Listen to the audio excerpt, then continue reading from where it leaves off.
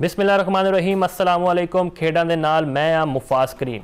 T20 series तो बाद one day series विच भी पाकिस्तान ने जनूबी अफ्रीका नूं हर शोबे विच आउट क्लास करता ते इत्थे तारीफ करनी चाहिए अबरार अहमद दी, जिस अंदाज नाल उन्होंने बॉलिंग की ते सानू 4 अहम विकटां दिलाईयां। अबरार अहमद की गल असीं कीती थी कि जदों तुसीं दूजे वनडे विच उन्हां नूं कढिया सी ते बड़ी वड्डी गलती कीती सी ते शाहीन कोलों इहदा जवाब भी लेना चाहिए सी, लेकिन बहरहाल हुण फैसला कुन मैच सीगा, अबरार ने परफॉर्म किया ते यह दस दिता कि मैं टीम का एक अहम हिस्सा है। तो इस दे इलावा भी असीं गल करांगे साइम अयूब की, बड़ी अच्छी गल है, उन्होंने बल्ला चल पाया तो 70 तो ज़्यादा रनस किए ने। साइम के बारे असीं यही गल कर रहे थे कि टैसट मैच जो तुसीं उन्होंने नहीं पाया स्क्वाड च, तो असीं तनकीद की थी कि एक खिलाड़ी जिन्ना ताल्लुक ही नहीं है कि नाम है ना, तुसीं उन्होंने टैसट च पाओ, तुसीं उन्होंने ना कि टैसट एक फॉर्मेट होंदा है ताकि खिलाड़ी आवे उत्थे परफॉर्म करे, क्योंकि अनलिमिटेड थोड़े को उत्थे बॉलां होंदियां। चलो बहरहाल उन्होंने भी परफॉर्म किया, एक अच्छी पॉजिटिव चीज़, अगे बड़े अच्छे फ्यूचर इवेंट्स आ रहे हैं, T20 वर्ल्ड कप भी आना है, अगे ODI वर्ल्ड कप भी आना है। तो हुण जिहड़ा साडा मार्क है वो पिंडी विच सजेगा, तो पिंडी दी तुहानूं पता है आवाम बड़े खुश होकर जोशो खरोश नाल मैच वेखदी है, हाउस फुल होंदे ने, बाबर बाबर दे नारे लगदे ने। तो इस हवाले नाल असीं गल करांगे, साडे नाल मौजूद ने जुल्फिकार बेग, नुमाइंदा चौपाल रावलपिंडी तो। जुल्फिकार साहब बहुत शुक्रिया तुसीं साडे नाल जुड़े हो। जी जुल्फिकार साहब, यह दसो कि अज जो मामलात ने सिक्योरिटी के किस तरह ने, जो शायकीन का जोशो खरोश है वो तुसीं किदां वेखदे पे हो? जी, फूल प्रूफ सिक्योरिटी फराहम की गई है पंजाब हुकूमत की वालों, दीगर जो कानून नाफिज करने वाले इदारे ने और चौकन्ने ने हर लिहाज नाल, और इस मैच को कवर भी किया जाएगा बड़े अच्छे तरीके नाल। और जड़ा सिक्योरिटी का सारे वो इस्लामाबाद तो टीमां पिंडी आनगियां और उस तो बाद उन्होंने पिंडी मैच होएगा, उससे जो सारे शेड्यूल है 3-4 इन्होंने पोर्टफोलियो बनाए हुए हैं सिक्योरिटी के हवाले नाल। इस तरह मैं तुहानूं दसा कि शायकीन के अंदर ही काफी जोशो खरोश पाया जाता है, क्योंकि पिंडी के शायकीन ने क्रिकेट काफी लव करते हैं, और खास तौर पर बाबर क्योंकि अगर अच्छे रन कर रहे हो तो साइम भी अगर चौके चल रहे हो ग्राउंड के चारों चफेरे, तो फिर लोगों ने जो जोश होंगे वो दीदनी होंगे। इस हवाले नाल मुख्तलिफ शायकीन वाली साडी गल हुई तो उन्होंने कहना सी कि मौसम भी बड़ा चंगा है तो मैच भी बड़ा चंगा होएगा, तो पाकिस्तान की टीम नाल काफी उम्मीदें ने। किसी भी टीम का मैच होए, पिंडी बॉयज जो तुहानूं पता ही है कि वो पाकिस्तानी टीम बड़ा सपोर्ट करते हैं, क्रिकेट को सपोर्ट करना ने। ये बड़ी खुशाइन गल है साडे शहर वास्ते कि इत्थे इंटरनेशनल मैचेस का इनकाद किया जाना है, और ना सिर्फ इनकाद किया जाना है, इस नाल मुख्तलिफ एक्टिविटीज भी ऑन हो जांदियां ने, सोशल एक्टिविटीज ऑन हो जांदियां ने, लोग इत्थे आंदे ने बड़ी तैयारी नाल मैच कवर करने वास्ते, मैच देखने वास्ते, और ये बड़ी एक्साइटमेंट का दिन होंगे। जी जुल्फिकार साहब, असीं वेखिया ना कि फैसलाबाद में जो आउट होंदा सी एक खिलाड़ी, फिर बाबर आंदा सी तो बाबर के हक च नारे लगते सी, फिर जो बाबर आउट होंदा सी जिहड़े शायकीन है वो भी चले जाते स्टेडियम तो, जिहड़े दीगर खिलाड़ी भी तुहानूं पता डीमोटिवेट होंदे ने। तो पिंडी विच भी तुहानूं लगदा इस तरह ही होएगा कि सिर्फ बाबर नूं वेखण आउणगे या फिर पूरी टीम नूं इत्थे सपोर्ट किया जाएगा? देखो जी, ये खिलाड़ी होंगे ने ना, ये पाकिस्तान का एक सरमाया होंगे ने, बिल्कुल ये प्रोफेशनल ने, उन्होंने अगर परफॉर्म करना चाहिए विकेट में से, इन्होंने लोग देखने इन्होंने परफॉर्मेंस की वजह नाल आंदे ने, ये पाकिस्तान का फखर होंगे ने। अगर अच्छा परफॉर्म करेंगे तो लोगों ने इन्होंने दिली लगाव भी होएगा। यकीनन असीं हर खिलाड़ी को सपोर्ट करते हैं, श्रीलंका के खिलाड़ी भी अगर वो अच्छा खेलेंगे सपोर्ट करने हैं, क्योंकि बाबर साडे शहर दे ने, साडे इलाके ने, साडे पाकिस्तानी ने, एज ए पाकिस्तानी भी साडा दिल करता है उन्होंने सपोर्ट करिए। तो शायकीन ने भी यही कहना होना है कि प्रोफेशनल ने, उन्होंने जो रिकॉर्ड ने, उन्होंने माजी जी क्रिकेट परफॉर्म की है वो चीजें दोबारा देखना चाहते हैं। पाकिस्तान टीम के अंदर भी डिफरेंट ग्रुप बंदी होगी, इसका मैनू आइडिया नहीं है, लेकिन मैं समझना कि जो भी खिलाड़ी पाकिस्तान से मुंतखब हो या सिलेक्ट किया जाए, उसको चाहिए कि वो अपनी परफॉर्मेंस से तवज्जो देवे, अपने रिकॉर्ड से तवज्जो देवे, और पाकिस्तान का जितना ना रोशन कर सकते हैं मुंडे या एक खिलाड़ी, उन्होंने अपना किरदार अदा करना चाहिए।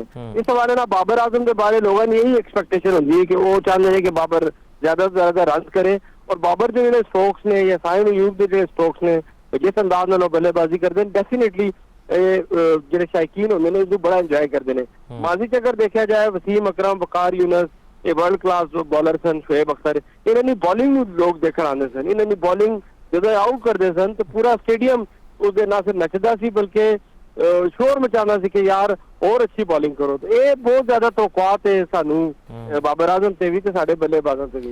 वो कहंदे ना पिंडी दी जिहड़ी आवाम है वो बड़ा चक के रखदे मोढियां ते अपने जिहड़े भी खिलाड़ी आंदे ने बाहरों गैर मुल्की खिलाड़ी ने, ते ऐतकी की इंतजामात किए गए ने श्रीलंकन खिलाड़ियों के मनोरंजन वास्ते, उन्होंने जिहड़ा ज़्यादा तो ज़्यादा सहूलियात फराहम करने वास्ते?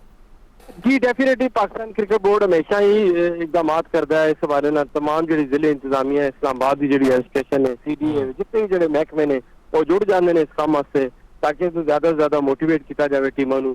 और श्रीलंका ने जो सफारतखाना है इस्लामाबाद ਉਹਨਾਂ ਨੇ ਸ੍ਰੀਲੰਕਨ ਖਿਡਾਰੀਆਂ ਵਾਸਤੇ ਜਿਹੜਾ ਮਨੋਰੰਜਨ ਦਾ ਤੁਸੀਂ ਨਾਂ ਕੀਤਾ ਜ਼ਿਕਰ ਕੀਤਾ, ਉਹ ਵੀ ਤਿਆਰ ਕੀਤਾ। ਡੋਸਾ ਇਹਨਾਂ ਦੀ ਬੜੀ ਪਸੰਦੀਦਾ ਡਿਸ਼ ਹੁੰਦੀ ਹੈ, ਉਹ ਚਾਵਲਾਂ ਦਾ ਆਟੇ ਨਾਲ ਉਹ ਬਣਦਾ ਹੈ, ਰੋਟੀ ਟਾਈਪ ਦੀ, ਉਹ ਇਹ ਬੜੇ ਸ਼ੌਕ ਨਾਲ ਖਾਂਦੇ ਨੇ। ਤੇ ਉਸਨੇ ਹਵਾਲੇ ਨਾਲ ਵੀ ਜਿਹੜੇ ਮੁਕਾਮੀ ਜਿਹੜਾ ਸਾਡਾ 5 ਸਟਾਰ ਹੋਟਲ ਹੈ ਉਸਦੇ ਵਿੱਚ ਇੰਤਜ਼ਾਮਾਤ ਕੀਤੇ ਗਏ ਨੇ। ਸ੍ਰੀਲੰਕਾ ਨੇ ਸਫਾਰਤਖਾਨੇ ਨੇ ਵੀ ਇਹਨਾਂ ਖਿਡਾਰੀਆਂ ਨੇ एजाज ਵਿੱਚ ਇੱਕ ਪਰਉਕਾਰ ਤਕਰੀਬ ਦਾ ਇਤਮਾਮ ਕੀਤਾ, ਜਿਸ ਦੇ ਅੰਦਰ ਇਹਨਾਂ ਦੇ ਦੇਸੀ ਜਿਹੜੇ ਰਵਾਇਤੀ ਖਾਣੇ ਹੋਣਗੇ, ਸ੍ਰੀਲੰਕਨ ਖਾਣੇ ਜਿਹਨਾਂ ਨੂੰ ਕਿਹਾ ਜਾਂਦਾ ਹੈ, ਉਹ ਇਹਨਾਂ ਨੂੰ ਖਿਲਾਏ ਜਾਣਗੇ। ਔਰ ਕੋਕੋਨਟ ਨੇ ਆਇਲ ਤਿਆਰ ਕਰਕੇ ਇਹਨਾਂ ਨੂੰ ਚੀਜ਼ਾਂ ਦਿੱਤੀਆਂ ਜਾਣਗੀਆਂ, ਔਰ ਕੋਕੋਨਟ ਜਿਹੜਾ ਜੂਸਿਸ ਹਨ ਉਹ ਵੀ ਉਹ ਤਿਆਰ ਕਰਕੇ ਲਿਆਏ ਵੀ ਜਾਂਦੇ ਨੇ ਪਵੇਲੀਅਨ ਦੇ ਵਿੱਚ ਵੀ, ਜਿੱਥੇ ਸਪੈਕਟੇਟਰ ਜਿਹੜੇ ਪਵੇਲੀਅਨ ਦੇ ਵਿੱਚ ਜਿੱਥੇ ਬਹਿੰਦੇ ਨੇ ਪਲੇਅਰ, ਉੱਥੇ ਵੀ ਇਹਨਾਂ ਨੂੰ ਪੇਸ਼ ਕੀਤਾ ਜਾਏਗਾ।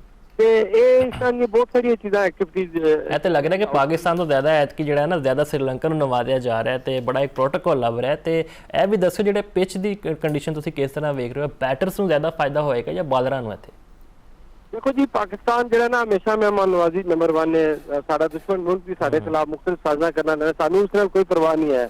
ਲੇਕਿਨ ਅਸੀਂ ਜਿਸ ਸਿੰਧ ਤੇ ਜਾ ਰਹੇ ਹਾਂ, ਅੱਲਾਹ ਤਾਲਾ ਦੀ ਰਹਿਮਤ ਨਾਲ ਅਸੀਂ ਕਾਮਯਾਬੀ ਹਾਸਿਲ ਕਰਾਂਗੇ। ਨਾ ਸਿਰਫ ਕਾਮਯਾਬੀ ਹਾਸਿਲ ਕਰਾਂਗੇ ਬਲਕਿ ਦੁਨੀਆ ਨੂੰ ਅੱਜ ਅਸੀਂ ਇਹ ਦੱਸਣੇ ਤੇ ਸਾਬਤ ਹੋ ਗਿਆ ਕਿ ਪਾਕਿਸਤਾਨ ਇੱਕ ਅਮਨ ਪਸੰਦ ਮੁਲਕ ਹੈ, ਔਰ ਇਸ ਹਵਾਲੇ ਨਾਲ ਅਸੀਂ ਆਲ ਆਊਟ ਜਾਵਾਂਗੇ ਇਨਸ਼ਾਅੱਲਾ ਤਾਲਾ, ਔਰ ਮਹਿਮਾਨ ਨਵਾਜ਼ੀ ਵੀ ਸਾਡੀ ਐਂਡ ਹੋਏਗੀ ਇਹਨਾਂ ਦੀ।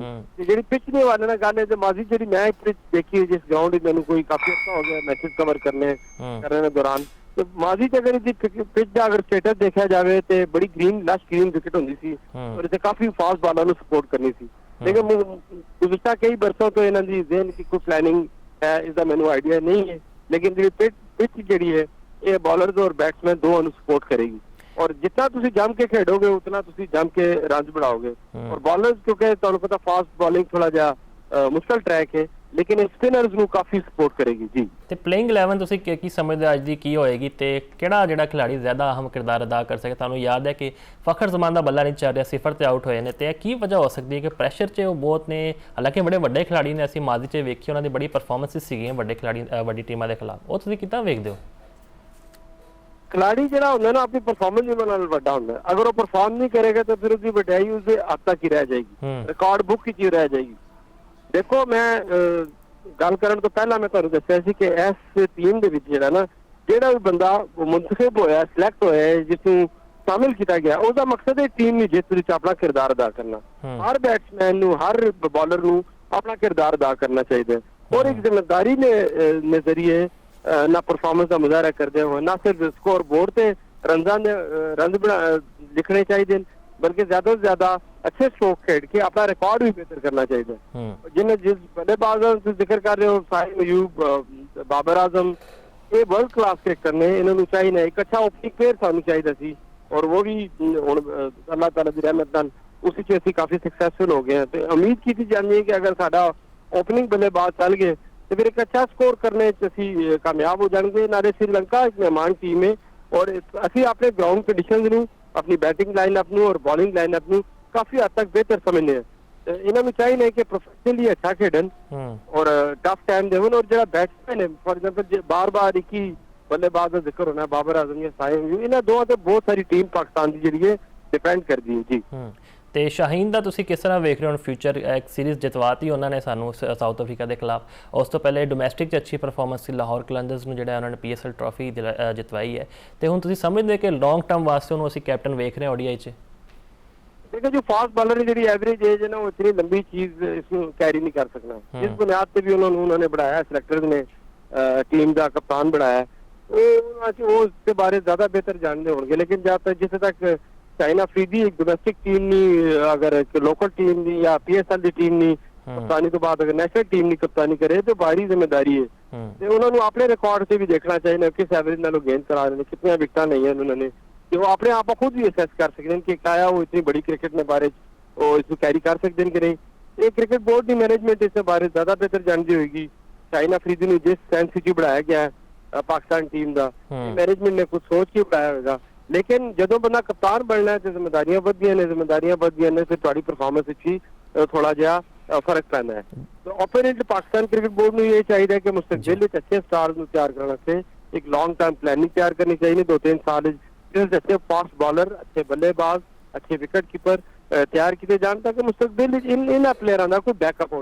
और बदकिस्मती नाल ਇਸ ਚੌਪਾਲ ਦੇ ਜ਼ਰੀਏ ਮੈਂ ਆਪਣੇ ਕਹਿਣਾ ਇਹ ਚਾਹਨਾ ਕਿ ਪਾਕਿਸਤਾਨ ਨੂੰ ਹਾਲੀ ਮਜ਼ੀਦ ਅਗਰ ਵੱਡੀ ਕ੍ਰਿਕਟ ਖੇਡਣੀ ਹੈ ਉਸ ਵਾਸਤੇ ਇਹਨਾਂ ਨੂੰ ਲੌਂਗ ਟਰਮ ਪਲੈਨਿੰਗ ਦੇ ਤਹਿਤ ਨਵੇਂ ਪਲੇਅਰਸ ਨੂੰ ਇਮਰਜਿੰਗ ਪਲੇਅਰਸ ਨੂੰ ਅੱਗੇ ਲਿਆਉਣਾ ਚਾਹੀਦਾ ਹੈ। ਔਰ ਦੂਸਰਾ ਜਿਹੜੇ ਰਿਮੋਟ ਏਰੀਆਜ਼ ਨੇ ਜਿਸ ਤਰ੍ਹਾਂ ਵਿਆੜੀ ਹੈ ਬਾਜੋੜ ਹੈ ਸਵਾਬੀ ਹੈ ਜਾਂ ਹਰੀਪੁਰ ਨੇ ਕੁਝ ਏਰੀਆਜ਼ ਹਨ ਨया ਟੈਲੈਂਟ ਐਡ ਪ੍ਰੋਗਰਾਮ ਇਹਨਾਂ ਛੋਟੇ ਸ਼ਹਿਰਾਂ ਸ਼ੁਰੂ ਕੀਤਾ ਜਾਵੇ ਕਿ ਜਿੱਥੋਂ ਵਰਲਡ ਕਲਾਸ ਕ੍ਰਿਕਟਰ ਨਿਕਲਣ। ਤੁਸੀਂ ਇਹ ਨਹੀਂ ਸਮਝ ਸਕਦੇ ਹੋ ਕਿ ਇੱਕ ਵਰਲਡ ਕਲਾਸ ਕ੍ਰਿਕਟਰ ਇੱਕ ਮੰਮੀ ਡੈਡੀ ਅਕੈਡਮੀ ਦੇ ਅੰਦਰ ਖੇਡ ਕੇ जो नेशनल ਨੂੰ रिप्रेजेंट करेगा।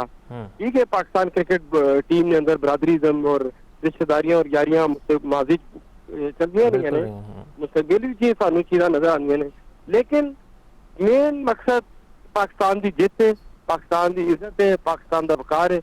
इन्हां 3-4 चीज़ों तो अगे कोई शय नहीं है। पाकिस्तान जितेगा पाकिस्तान परफॉर्म करेगा ਤੇ ਪਾਕਿਸਤਾਨ ਦਾ ਨਾਂ ਹੋਏਗਾ। ਇਹਨਾਂ ਬਾਲਰਾਂ ਨਾਲ ਵੀ ਬੱਲੇਬਾਜ਼ਾਂ ਨਾਲ ਵੀ ਨਾਂ ਤਾਂ ਹੀ ਹੋਏਗਾ ਕਿ ਪਾਕਿਸਤਾਨੀ ਅਗਰ ਜਿੱਤ ਵਿੱਚ ਆਪਣਾ ਕਿਰਦਾਰ ਅਦਾ ਕਰਨ। ਜੀ ਬਿਲਕੁਲ ਜ਼ੁਲਫਿਕਾਰ ਸਾਹਿਬ ਤੁਸੀਂ ਬਿਲਕੁਲ ਠੀਕ ਕਿਹਾ ਤੇ ਸਾਡੀ ਦੁਆ ਹੈ ਕਿ ਸਾਊਥ ਅਫਰੀਕਾ ਦੇ ਜਿਸ ਤਰ੍ਹਾਂ ਅਸੀਂ ਖੇਡੇ ਨੇ ਜਿਸ ਇੰਟੈਂਟ ਨਾਲ ਖੇਡੇ ਨੇ ਇਹੀ ਜੋਸ਼ ਇਹੀ ਜਜ਼ਬਾ ਸਾਨੂੰ ਸ਼੍ਰੀਲੰਕਾ ਦੇ ਖਿਲਾਫ ਵੀ ਨਜ਼ਰ ਆਏ ਤੇ ਸ਼੍ਰੀਲੰਕਾ ਦੀ ਮੇਰੀ ਨਜ਼ਰ 'ਚ ਜ਼ਾਤੀ ਰਾਏ ਇਹ ਹੈ ਕਿ ਸ਼੍ਰੀਲੰਕਨ ਦੀ ਟੀਮ ਜ਼ਿਆਦਾ ਵੈਲ ਬੈਲੈਂਸ ਹੈ ਸਾਨੂੰ ਜ਼ਿਆਦਾ ਟਫ ਟਾਈਮ ਦੇਗੀ ਜਨੂਬੀ ਅਫਰੀਕਾ ਦੇ ਮੁਕਾਬਲੇ। ਤੇ ਸ਼੍ਰੀਲੰਕਾ ਦੀ ਜੇ ਅਸੀਂ ਸਕੁਆਡ ਦੀ ਗੱਲ ਕਰੀਏ Pathum Nissanka one of my favourite batsman बहुत प्यारे बैट्समैन है जिस अंदाज नाल वो शॉट्स खेडते हैं उन्होंने थानू मैं थोड़े स्टैट्स दसा तो 71 ODI उन्होंने खेडे ने तो 2746 रन्स ने तो 17 हाफ सेंचुरियां तो 7 सेंचुरियां इस बंदे दी हैं। तुम सोचो कि यह कितना खतरनाक खिलाड़ी जो साबित हो सकता है।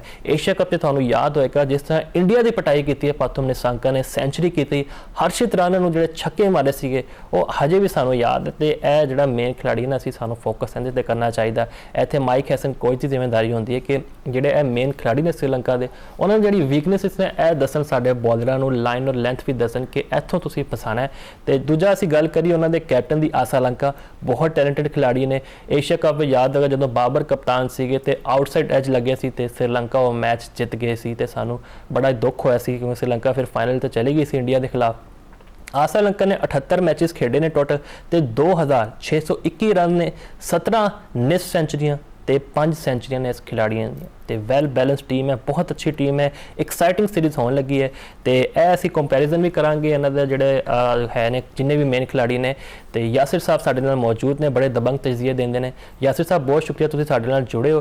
तुसीं कल भी कहा सी कि श्रीलंका की टीम ना सानू फसा सकदी है तो मैनूं हुण फीलिंग्स आ रही है कि थोड़ा डर भी होंदा है साडी तैयारी तो मुकम्मल है तुसीं वेखदे हो कि यह सानू जिहड़ा बहुत टफ टाइम दे सकती है श्रीलंकन टीम।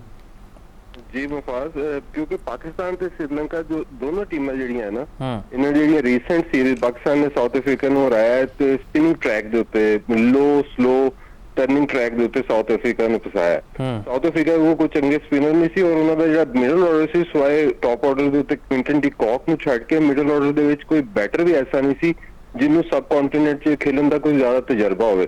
ਨਾ ਬੂਮਾ ਸੀ ਨਾ ਮਾਰਕਰਮ ਸੀ ਲੇਕਿਨ ਔਨ ਦਾ ਅਦਰ ਹੈਂਡ ਮਤਲਬ ਸ਼੍ਰੀਲੰਕਾ ਨੇ ਜਿਹੜੀਆਂ ਪਿਛਲੀਆਂ 7 ਸੀਰੀਜ਼ ਖੇਲੀਆਂ ਉਹਨਾਂ 'ਚੋਂ 6 ਉਹਨਾਂ ਨੇ ਜਿੱਤੀਆਂ ਨੇ ODI ਦੀਆਂ। ਔਰ ਤੁਹਾਨੂੰ ਯਾਦ ਹੋਏਗਾ ਲਾਸਟ ਈਅਰ ਇਹਨਾਂ ਨੇ ਇੰਡੀਆ ਨੂੰ ਫੁੱਲ ਸਟਰੈਂਥ ਇੰਡੀਆ ਨੂੰ ਜਿਹਦੇ 'ਚ ਵਿਰਾਟ ਰੋਹਿਤ ਸ਼ਰਮਾ KL ਰਾਹੁਲ ਸੀ ਉਹਨਾਂ ਨੂੰ ਆਪਣੇ ਘਰ ਦੇ ਵਿੱਚ ਜਿਹੜਾ ਨਾ ODI ਸੀਰੀਜ਼ ਹਰਾਈ ਔਰ ਉਹਨਾਂ ਦੇ ਮੇਨ ਜਿਹੜੇ ਸੀ ਉਹਨਾਂ ਦੇ ਸਪਿਨਰ ਸੀ ਮਤਲਬ ਜਿਸ ਤਰ੍ਹਾਂ ਦੀ ਪਾਕਿਸਤਾਨ ਨੇ ਫੈਸਲਾਬਾਦ 'ਚ ਪਿਚ ਬਣਾਈ ਉਹੋ ਜਿਹੀ ਪਿਚ ਜਿਹੜੀ ਹੈ ਨਾ ਕੋਲੰਬੋ ਦੇ ਵਿੱਚ ਪਾਲੇਕੇਲੇ 'ਚ ਉਹਨਾਂ ਨੇ ਬਣਾ ਕੇ ਨਿਊਜ਼ੀਲੈਂਡ ਨੂੰ ਆਸਟ੍ਰੇਲੀਆ ਨੂੰ ਇਸ ਸਾਲ ਹਰਾਇਆ ਵੈਸਟ ਇੰਡੀਜ਼ ਨੂੰ ਹਰਾਇਆ ਬੰਗਲਾਦੇਸ਼ ਨੂੰ ਹਰਾਇਆ। ਸੋ ਪਾਕਿਸਤਾਨ ਦੀ ਜਿਹੜੀ ਹੁਣ ਸਟਰੈਂਥ ਬਣੀ ਹੋਈ ਹੈ ਕਿ ਸਲੋ ਲੋ ਟਰਨਿੰਗ ਟਰੈਕ ਬਣਾਇਆ ਜਾਵੇ ਤੇ ਅਗਲੀ ਟੀਮ ਨੂੰ ਫਸਾਇਆ ਜਾਵੇ ਤੇ ਕਾਊਂਟਰ ਅਟੈਕ ਕਰ ਸਕਦੀ ਹੈ।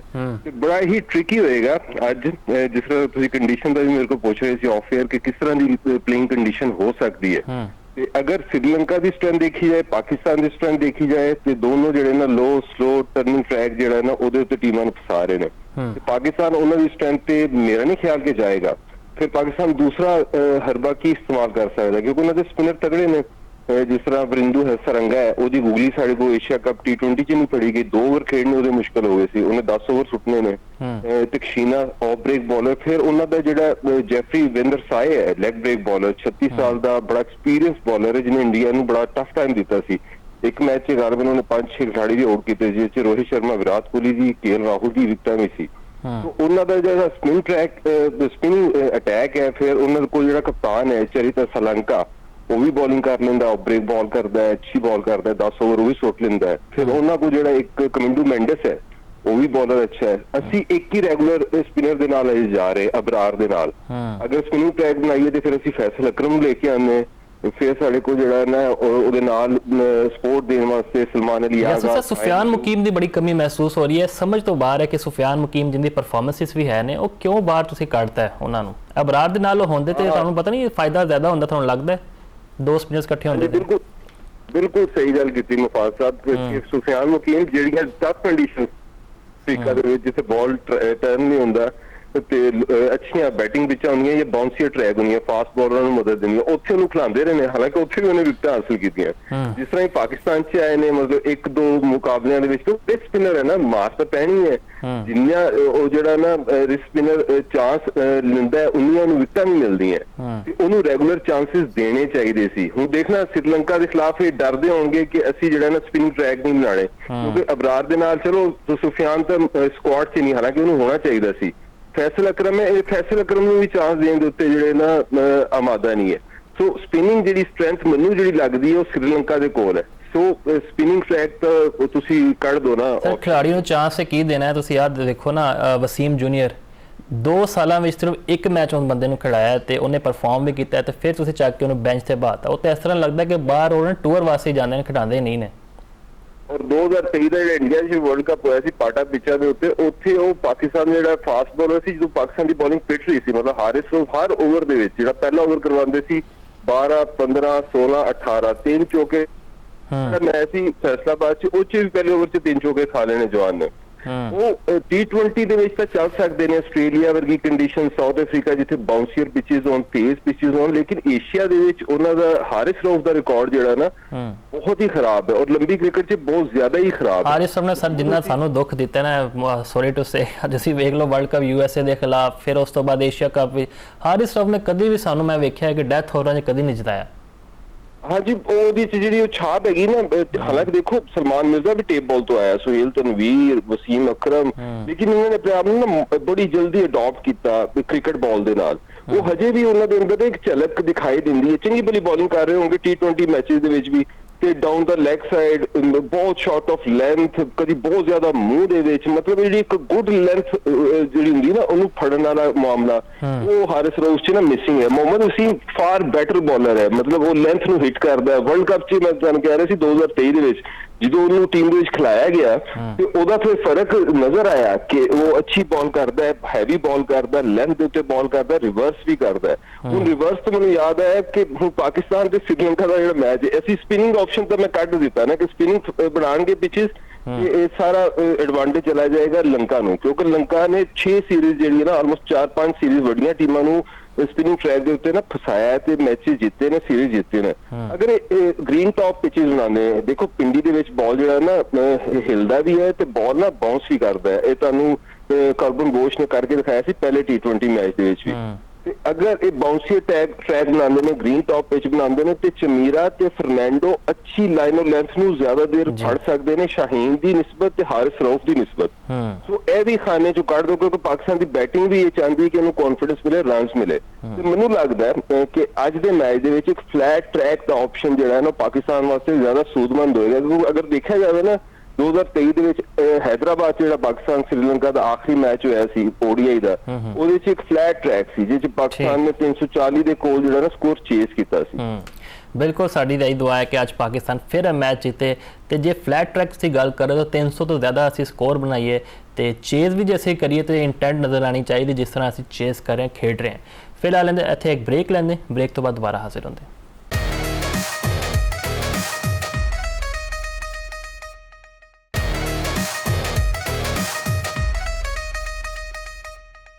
ब्रेक तो बाद खुश आमदीद नाजरीन। मैं तो वैसे अपनी जिंदगी 'ਚ कभी भी हॉकी के मामला ठीक होंगे नहीं वेखे। यह दौर सीगा ਜਦੋਂ ਅਸੀਂ हॉकी 'ਚ ਜਿੱਤਦੇ ਵੀ ਸੀ ਇੰਡੀਆ ਵਰਗੀ ਟੀਮਾਂ ਨੂੰ, ਮਲੇਸ਼ੀਆ ਉਹਨਾਂ ਘਰ ਜਾ ਕੇ ਹਰਾਉਂਦੇ ਹੁੰਦੇ ਸੀ, ਲੇਕਿਨ ਅੱਜ ਜਿਹੜੇ ਮਾਮਲਾਤ ਨੇ ਵਿਗੜਦੇ ਜਾ ਰਹੇ ਨੇ। ਇਹ ਹੁਣ ਸੀਰੀਜ਼ ਇੱਕ ਖੇਡਣ ਗਈ ਹੈ ਪਾਕਿਸਤਾਨ ਦੀ ਟੀਮ ਬੰਗਲਾਦੇਸ਼ ਵਿੱਚ ਤੇ ਇੱਕ ਬੜੀ ਬ੍ਰੇਕਿੰਗ ਤੇ ਇੱਕ ਸ਼ੌਕਿੰਗ ਖਬਰ ਹੈ ਕਿ ਜਿਹੜੇ ਸਾਡੇ ਕੋਚ ਨੇ, ਹੈਡ ਕੋਚ ਤਾਹਿਰ ਜ਼ਮਾਨ, ਉਹ ਨਾਲ ਹੀ ਨਹੀਂ ਗਏ। ਇਹ ਤੁਸੀਂ ਵੇਖੋ, ਕਦੀ ਦੁਨੀਆ 'ਚ ਮੈਂ ਨਹੀਂ ਵੇਖਿਆ ਕਿ ਕੋਈ ਟੀਮ ਇੰਨਾ ਇੰਪੋਰਟੈਂਟ ਜਿਹੜਾ ਹੈ ਇੱਕ ਸੀਰੀਜ਼ ਖੇਡਣ ਜਾ ਰਹੀ ਹੈ ਤੇ ਉਹਨਾਂ ਦਾ ਕੋਚ ਹੀ ਨਾਲ ਨਾ ਹੋਏ। ਇਹ ਕੀ ਵਜ੍ਹਾ ਹੈ ਕਿ ਕਿਹੜੇ ਮਾਮਲਾ ਤੇ ਸ਼ੁਰੂ ਹੋ ਗਏ ਨੇ? ਯੂਸਫ ਅੰਜਮ ਸਾਹਿਬ ਸਾਡੇ ਨਾਲ ਮੌਜੂਦ ਨੇ। ਯੂਸਫ ਸਾਹਿਬ, ਇਹ ਦੱਸਿਓ ਕਿ ਇਹ ਚਲੋ ਹਾਕੀ ਫੈਡਰੇਸ਼ਨ ਦੀ ਅਸੀਂ ਗਲਤੀਆਂ ਕੱਢਦੇ ਵੀ ਨੇ, ਲੇਕਿਨ ਇਹ ਤਾਹਿਰ ਜ਼ਮਾਨ ਸਾਹਿਬ ਤੇ ਜ਼ਿੰਮੇਵਾਰੀ ਅੱਜ ਨਹੀਂ ਹੁੰਦੀ ਕਿ ਆਪਣੇ ਮੁਲਕ ਵਾਸਤੇ ਖਿਡਾਰੀਆਂ ਦੇ ਨਾਲ ਜਾਵਣ, ਉਹਨਾਂ ਨੂੰ ਟਿਪਸ ਦੇਵਣ? ਮੁਫਾਦ ਜੀ ਮਸਲਾ ਇਹ ਆ ਕਿ ਆਪਣਾ ਕੁਝ ਚੀਜ਼ਾਂ ਡਿਸਪਲਿਨ ਦੇ ਮਾਮਲੇ 'ਚ ਆਉਂਦੀਆਂ ਨੇ। ਤਾਰ ਜਮਾਨ ਦੀ ਮੀਟਿੰਗ ਹੋਈ ਆਪਣਾ ਸਦਰ PHF ਤਾਰਕ ਬੁਗਟੀ ਨਾਲ, ਸੈਕਟਰੀ ਰਾਣਾ ਮੁਜਾਹਿਦ ਨਾਲ ਟੀਮ ਸਿਲੈਕਸ਼ਨ ਤੇ। ਤੁਹਾਨੂੰ ਪਤਾ ਕਿ ਜਿਹੜਾ ਕੈਂਪ ਲੱਗਾ ਸੀ ਤਕਰੀਬਨ ਕੋਈ 2 ਹਫ਼ਤੇ ਦੀ ਇਹਨਾਂ ਨੇ ਟ੍ਰੇਨਿੰਗ ਕੀਤੀ ਇਸਲਾਮਾਬਾਦ। 8 ਤਾਰੀਖ ਨੂੰ ਇਹਨਾਂ ਲਾਹੌਰ ਉਹਨਾਂ ਦੀ ਰਵਾਨਗੀ ਸੀ, ਲੇਕਿਨ 8 ਤਾਰੀਖ ਤੱਕ ਟੀਮ ਦਾ ਐਲਾਨ ਨਹੀਂ ਹੋ ਸਕਿਆ ਸੀ ਕਿ ਕਿਹੜਾ ਮੁੰਡਾ ਜਾਏਗਾ ਤੇ ਕਿਹਨੂੰ ਡ੍ਰੌਪ ਕੀਤਾ ਜਾਏਗਾ 32 ਮੁੰਡਿਆਂ 'ਚੋਂ।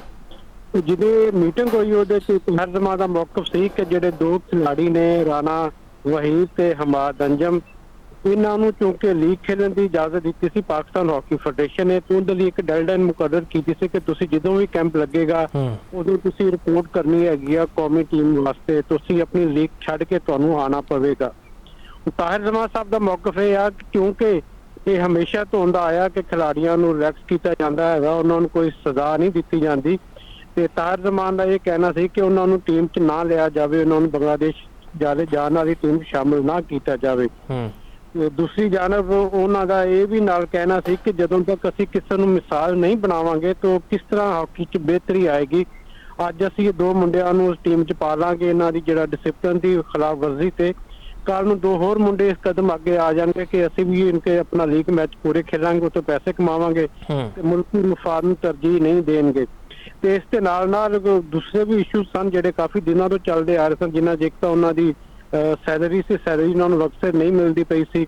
ਦੂਸਰਾ ਉਹਨਾਂ ਨੇ ਕਿਹਾ ਸੀ ਕਿ ਕਿਉਂਕਿ ਪ੍ਰੋ ਲੀਗ ਹੁਣ ਹੋ ਰਹੀ ਹੈਗੀ ਆ ਤਾਂ ਉਹਦੇ ਲਈ ਮੈਨੂੰ ਆਪਣੀ ਜਿਹੜੀ ਮਰਜ਼ੀ ਦਾ ਟੀਮ ਸਟਾਫ ਹੈਗਾ, ਜਿਹਦੇ 'ਚ ਖਾਸ ਤੌਰ ਤੇ ਇੱਕ ਮਾਹਰ ਟ੍ਰੇਨਰ ਮੈਨੂੰ ਚਾਹੀਦਾ ਹੈਗਾ, ਗੋਲਕੀਪਰ ਕੋਚ ਮੈਨੂੰ ਚਾਹੀਦੇ ਹੈਗੇ ਨੇ।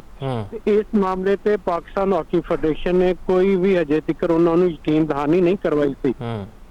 ਇਹਨਾਂ ਦਾ ਫਿਰ ਕਿਹਾ ਕਿ ਇਸ ਤੋਂ ਬਿਹਤਰ ਆ ਕਿ ਕੱਲ ਨੂੰ ਕਲਾ ਮੇਰੇ ਤੇ ਸਾਰਿਆਂ ਨੇ ਬਲੇਮ ਦੇਣਾ ਸੀ, ਤਾਹਿਰ ਜਮਾਂ ਦੀ ਕੋਚਿੰਗ ਵਿੱਚ ਪਾਕਿਸਤਾਨੀ ਟੀਮ ਹਾਰ ਗਈ ਹੈਗੀ ਹੈ, ਤਾਂ ਉਸ ਤੋਂ ਬਿਹਤਰ ਆ ਕਿ ਜਦੋਂ ਤੱਕ ਤੁਸੀਂ ਮੇਰੀਆਂ ਚੀਜ਼ਾਂ ਹੀ ਪੂਰੀਆਂ ਨਹੀਂ ਕਰਨੀਆਂ, ਮੇਰੀ ਗੱਲਾਂ ਨਹੀਂ ਮੰਨਣੀਆਂ ਹੈਗੀਆਂ, ਤੇ ਮੈਂ ਫਿਰ ਟੀਮ ਨਾਲ ਜਾ ਕੇ ਕੀ ਕਰਨਾ ਹੈਗਾ। ਇਸ ਲਈ ਉਹਨਾਂ ਨੇ ਰਿਫਿਊਜ਼ ਕੀਤਾ ਕਿ ਮੈਂ ਟੀਮ ਨਾਲ ਟਰੈਵਲ ਨਹੀਂ ਕਰਾਂਗਾ। ਉਹਨਾਂ ਨੂੰ ਪਾਕਿਸਤਾਨ ਹਾਕੀ ਫੈਡਰੇਸ਼ਨ ਦਾ ਮੌਕਫ ਇਹ ਸੀ ਕਿ ਤਾਹਿਰ ਜਮਾਂ ਦੀ ਇੱਕ ਬੇਟੀ ਦੀ ਸ਼ਾਦੀ ਹੈ ਦਸੰਬਰ ਵਿੱਚ, ਉਹਦੀ ਉਹ ਤਿਆਰੀਆਂ 'ਚ ਮਸਰੂਫ ਹੈ ਨੇ। ਤੇ ਮੇਰੀ ਵੀ ਤਾਹਿਰ ਜਮਾਂ ਨਾਲ ਗੱਲ ਹੋਈ, ਉਹਨਾਂ ਨੇ ਕਿਹਾ ਕਿ ਮੇਰੀ ਬੇਟੀ ਦੀ ਸ਼ਾਦੀ ਜ਼ਰੂਰ ਹੈਗੀ ਆ, ਲੇਕਿਨ ਮੇਰੀ ਪਹਿਲੀ ਜਿਹੜੀ ਤਰਜੀਹ ਹੈਗੀ ਸੀ ਉਹ ਟੀਮ ਸੀ ਕਿ ਟੀਮ ਦੇ ਨਾਲ ਮੈਂ ਟਰੈਵਲ ਕਰਾਂ, ਕਿਉਂਕਿ ਕੈਂਪ ਸਾਰਾ ਮੈਂ ਆਪਣੀ ਨਿਗਰਾਨੀ 'ਚ ਉਹਦਾ ਕੀਤਾ, ਸਾਰੇ ਮੁੰਡਿਆਂ ਨੇ ਮੇਰੀ ਨਿਗਰਾਨੀ 'ਚ ਟ੍ਰੇਨਿੰਗ ਕੀਤੀ ਹੈਗੀ ਆ। ਮੈਂ ਆਪਣੇ ਬਹੁਤ ਚੀਜ਼ਾਂ ਸੋਚੀਆਂ ਸੀ ਬੰਗਲਾਦੇਸ਼ ਸੀਰੀਜ਼ ਵਿੱਚ, ਕਿਉਂਕਿ ਜਿਹੜੀ ਬੰਗਲਾਦੇਸ਼ ਦਾ ਪਹਿਲਾ ਇਮਤਿਹਾਨ ਹੈਗਾ ਇਹ ਹੈ ਪ੍ਰੀ ਵਰਲਡ ਕੱਪ ਕੁਆਲੀਫਾਇਰ। ਇਹਦੇ 3 ਮੈਚ ਹੋਣਗੇ 13, 14 ਤੇ 16 ਤਾਰੀਖ ਨੂੰ ਢਾਕਾ 'ਚ। ਜਿਹੜੀ ਟੀਮ 2 ਮੈਚ ਜਿੱਤੇਗੀ ਉਹ ਵਰਲਡ ਕੱਪ ਕੁਆਲੀਫਾਈਂਗ ਰਾਉਂਡ ਹੋਣਾ 28 ਫਰਵਰੀ ਤੋਂ ਯੂਰਪ ਤੇ ਏਸ਼ੀਆ 'ਚ, ਉਹਦੇ 'ਚ ਅਹਿਲ ਹੋਏਗੀ ਖੇਲਣ ਦੀ। ਤੁਹਾਨੂੰ ਯਾਦ ਹੋਗਾ ਕਿ ਪਾਕਿਸਤਾਨੀ ਟੀਮ ਏਸ਼ੀਆ ਕੱਪ 'ਚ ਇੰਡੀਆ ਨਹੀਂ ਗਈ ਸੀ ਤੇ ਪਾਕਿਸਤਾਨ ਦੀ ਜਗ੍ਹਾ ਤੇ ਬੰਗਲਾਦੇਸ਼ ਟੀਮ ਨੂੰ ਜਿਹੜੀ ਹਾਕੀ ਫੈਡਰੇਸ਼ਨ ਹੈਗੀ ਉਹਨੇ ਮੌਕਾ ਦਿੱਤਾ ਸੀ ਉੱਥੇ ਏਸ਼ੀਆ ਕੱਪ ਪਰਫਾਰਮ ਕਰਨ ਦਾ। ਹੁਣ ਉਸ ਤੋਂ ਬਾਅਦ ਇਹ ਤੈਅ ਪਾਇਆ ਸੀ ਕਿ ਦੋਨੋਂ ਟੀਮਾਂ ਦੇ ਦਰਮਿਆਨ 3 ਮੈਚਾਂ ਦੀ ਸੀਰੀਜ਼ ਹੋਏਗੀ, ਜਿਹੜੀ ਟੀਮ ਜਿੱਤੇਗੀ ਉਹ ਵਰਲਡ ਕੱਪ ਕੁਆਲੀਫਾਈਂਗ ਰਾਉਂਡ ਖੇਲਣ ਦੀ ਅਹਿਲ ਹੋਏਗੀ। ਤੁਹਾਡੀ ਗੱਲ ਠੀਕ ਹੈ ਕਿ ਮਸਲੇ ਮਸਾਇਲ ਹੈ ਨੇ, ਲੇਕਿਨ ਕੁਝ ਚੀਜ਼ਾਂ ਨੇ ਕਿ ਜਿਹੜੀਆਂ ਅਗਰ ਜਦੋਂ ਕਿਉਂਕਿ ਅਸੀਂ ਬਾਹਰ ਵੀ ਵੇਖਦੇ ਹਾਂ ਕਿ ਜਿਹੜਾ ਹੈੱਡ ਕੋਚ ਹੁੰਦਾ ਉਹ ਟੀਮ ਸਿਲੈਕਟ ਵੀ ਉਹੀ ਕਰਦਾ ਹੈਗਾ, ਆਪਣੀ ਮਰਜ਼ੀ ਦਾ ਸਟਾਫ ਵੀ ਲੈਂਦਾ। ਤੁਹਾਡੀ ਇਹਦੀ ਮਿਸਾਲ ਮਾਈਕ ਹੈਸਨ ਹੈਗੀ ਆ। ਤੁਸੀਂ ਦੇਖੋ ਨਾ ਕ੍ਰਿਕਟ ਵਿੱਚ ਇਸ ਤੋਂ ਪਹਿਲੇ ਇਨਕੇ ਜਿਹੜੇ ਸਨ ਕੋਚਸ ਉਹਨਾਂ ਨੇ ਆਪਣੇ ਮੁਤਾਲਬਾਤ ਪੇਸ਼ ਕੀਤੇ PCB ਨੂੰ ਕਿ ਸਾਡੀ ਮਰਜ਼ੀ ਦਾ ਸਟਾਫ ਦਿੱਤੇ ਜਾ, ਕੁਝ ਮੁਤਾਲਬਾਤ ਉਹਨਾਂ ਦੇ ਪੂਰੇ ਹੋਏ ਸਨ, ਲੇਕਿਨ ਮਾਈਕ ਹੈਸਨ ਦੇ ਮਾਮਲੇ ਵਿੱਚ ਤਾਂ ਬਿਲਕੁਲ ਪਾਕਿਸਤਾਨ ਕ੍ਰਿਕਟ ਬੋਰਡ ਨੇ ਉਹਨਾਂ ਦੀ ਹਰ ਗੱਲ ਮੰਨੀ ਹੈਗੀ ਆ। ਉਹਨਾਂ ਦੀ ਮਰਜ਼ੀ ਦੀ ਟੀਮ ਮੁੰਤਖਬ ਹੋ ਰਹੀ ਆ, ਪਲੇਇੰਗ 11 ਨੂੰ ਆਪਣੀ ਮਰਜ਼ੀ ਦੀ ਖਿਡਾ ਰਹੇ ਨੇ, ਆਪਣੀ ਮਰਜ਼ੀ ਦੇ ਬਾਹਰੋਂ ਕੋਚਸ ਲੈ ਕੇ ਆ ਰਹੇ ਨੇ।